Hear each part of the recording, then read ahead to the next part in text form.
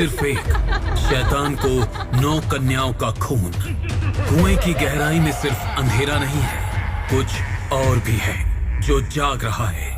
विक्रम ने वीरानगढ़ में पहला कदम रखा ही था कि वहां की हवा में एक अजीब सी ठंडक छा गई। उसकी नानी का एक रहस्यमयी खत उसे यहाँ खींच लाया था।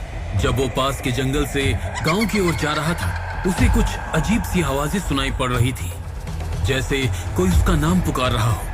पहले तो कुछ दिखाई नहीं दिया।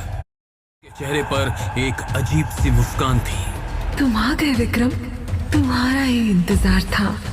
विक्रम कुछ समझ पाता इससे पहले ही उसकी आंखों के सामने अंधेरा छा गया और वो बेहोश हो गया।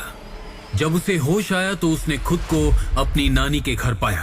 तुम्हें कुछ खास है बेटा, ऐसा कुछ जो इस दुनिया से अलग है।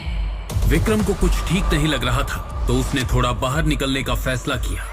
बाहर गांव वाले एक 9 साल की बच्ची रिधिमा की बलि चढ़ाने की तैयारी कर रहे थे। ये देख विक्रम गुस्से से तिलमिला उठा। ये पागलपन है, उस बच्ची को छोड़ो।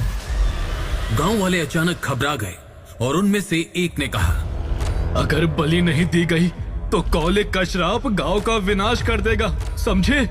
जैसे ही विक्रम लड़ने को आगे बढ़ा, एक खतरनाक दानव उसके सामने आ गया। उस दानव की आंखें खून सी लाल थी और उसकी दहाड़ से धरती तक कांपने लगी। पर फिर कुछ बहुत ही चौंका देने वाली चीज हुई। विक्रम के शरीर में एक अजीब सी शक्ति जाग उठी। उसका शरीर रोशनी से जगमगा उठा और एक जबरदस्त धमाका हुआ। जब सब कुछ शांत हुआ तो विक्रम फिर से बेहोश हो चुका था। जब उसने आंखें खोली तो गांव वाले उसके चरणों में थे। रक्षक लौट आया है, रक्षक लौट आया है। विक्रम का शरीर